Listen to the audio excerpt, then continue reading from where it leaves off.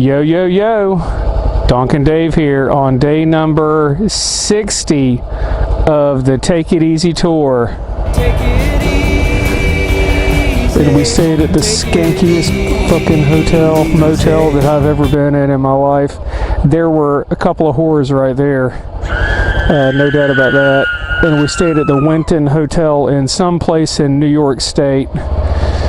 And it was just fucking scary. So what I did is I came in. I had to have a place to stay. I was kind of desperate, and which is not a good thing to be. And so I pulled in here, and I saw the whores outside.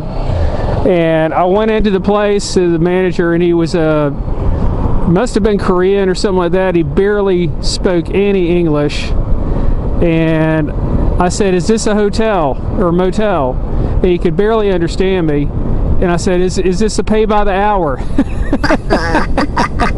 And he looked at me like I was, dumb as a box of rocks or something like that. And I was trying to get the information out of him on, what kind of place this was. And so I finally said, "How much is a room?" And he said $75. And I tried to Jew him down to, that sounds racist, but it's not really. It's a negotiating tactic. But I was trying to get him to go down on this price. I said 60, and he wouldn't take it. So I got the motel for $75, and it's just it was a nasty freaking place. But once I secured the bike with a bike lock and covered it up and brought everything that I had on the bike inside, I felt secure. And then I locked the freaking door, and I didn't really go out. I mean, I was just locked in that damn room for 12 hours, something like that, and slept. That was nice to do. It's always nice to sleep. So slept some, and fiddled around on the internet a little bit. Not that I had much internet anyway, but did that, and then got up really early. And it's it's 7 o'clock right now, and it's about 50 degrees. So it's kind of chilly right now, but we're getting on the road here early today because I got a place to go to, and it's going to take me a little while to get there. It's going to take me about 5 hours to get there. So if it's 7, 8, 9, 10, 11, 12, about high noon or so, I'll get there, and it's a special place. So a lot of traveling today. This is it's kind of like being out west. Out west you got to go a long way to get to places, and that's what this is. I'm in New York State right now, and I'm trying to get to Pennsylvania. So Pennsylvania and New York State, they're pretty big states for the east, and so that's what I'm doing. So a lot of traveling today. If something comes up fun, I'll show it to you. If not, I'm just going to travel some. There's a lot of things that's going on in my mind right now that I would talk about, but I just don't feel that it's appropriate to talk about. So, I'm kind of enjoying the trip to myself without being too forward or informative about what's going on in my mind and my life and everything. But I've just had a lot of stuff to think about, and sometime I'm gonna come out and talk about it. It's just a matter of when. So if you guys will bear with me, I'll get to it. But I've just got to process some things, and when that comes about, then I'll be ready. I'll be ready to talk about it. All right, so that's it for now. DonknDave out. 6 hours later. All right, guys, we're here at the Flight 93 Memorial. I've ridden the motorcycle 450 miles over 2 days to come here to see this memorial. I passed by New York City and the 9/11 memorial there. and I was in the area here in Pennsylvania, and I wanted to come here and pay my respects. If you guys are too young or you don't remember, this was the flight that took off, and it was here in Pennsylvania, and they had heard that the previous flights were being taken and flown into buildings, and the terrorists had taken over this plane, and the passengers, they had killed the pilot. The terrorists had killed the pilot, and they were trying to fly the plane back to Washington, D.C., allegedly to hit the White House. And so the passengers revolted against the terrorists. There was a fight or something that ensued, and then the plane went down, and it went down right over there. And you just got to think about what was going through the minds of those passengers at the time. The terror that they had in knowing that the pilot was dead. The terror that they had knowing that somebody else had taken over the airplane or the aircraft. The terror that they had knowing that they were going to die, that they were going to be flown into the White House or some other location. And then the terror that they had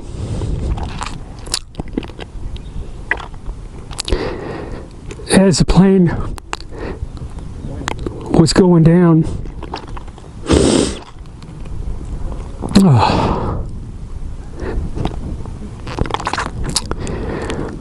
On 9/11, I cried.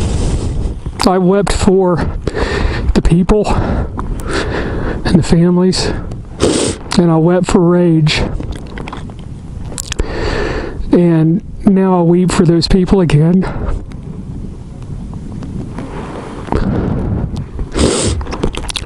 Folks, it doesn't matter if you're a Republican or a Democrat or an independent. It doesn't matter if you're black, white, yellow, red, green. We don't forget shit like this. Never forget.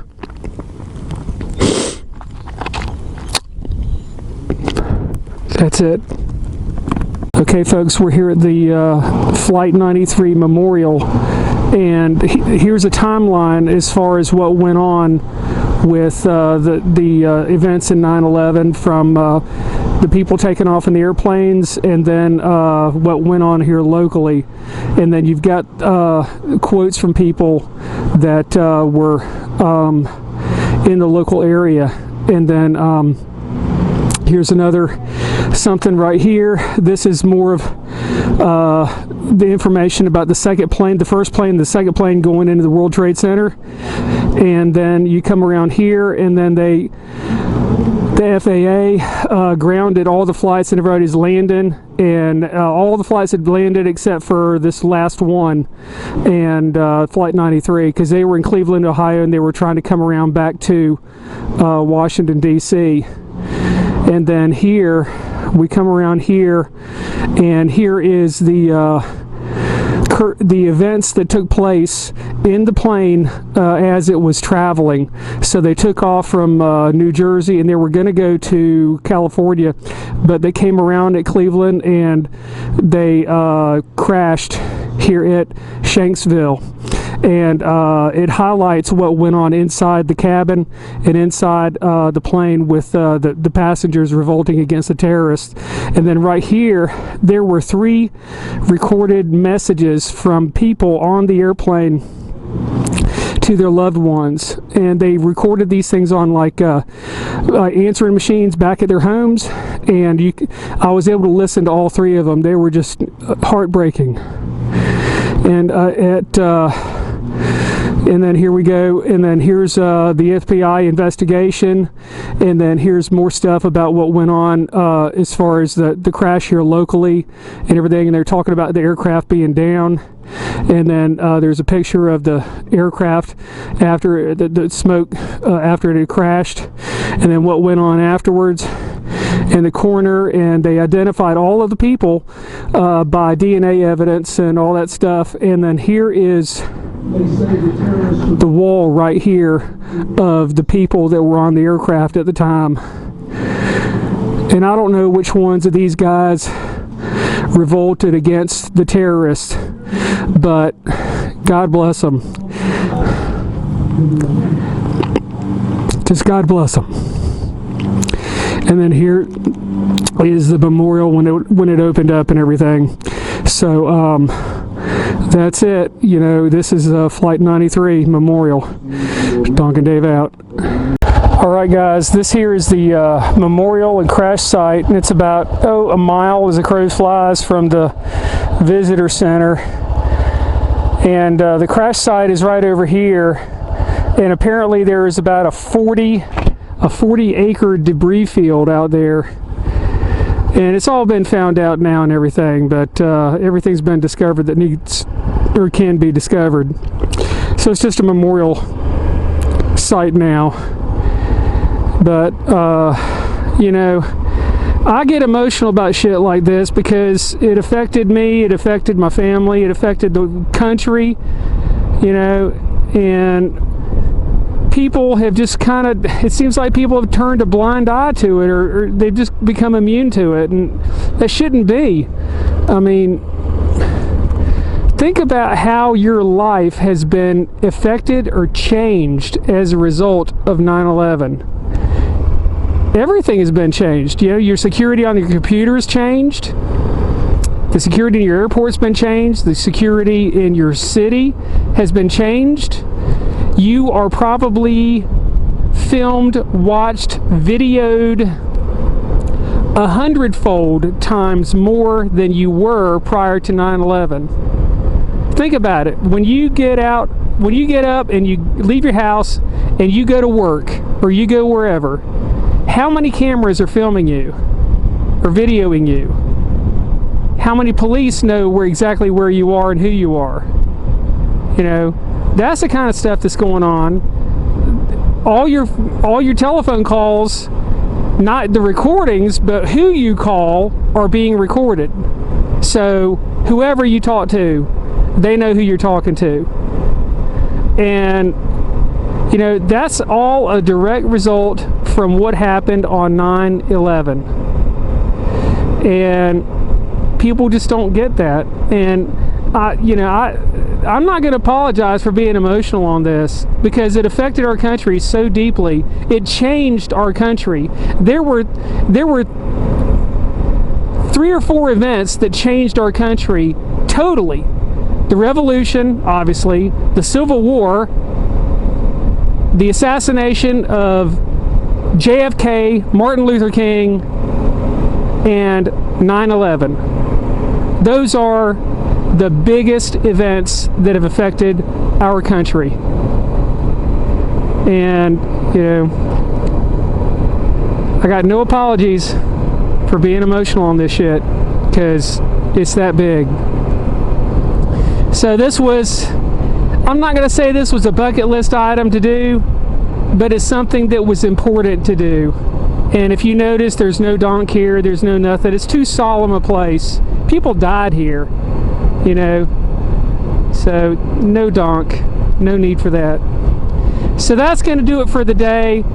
I got to get on the road. It's freaking 5 o'clock now, and I got a long way to go. So that's going to be it for the day. Thanks for putting up with me on this one, guys. I appreciate it. DonknDave out.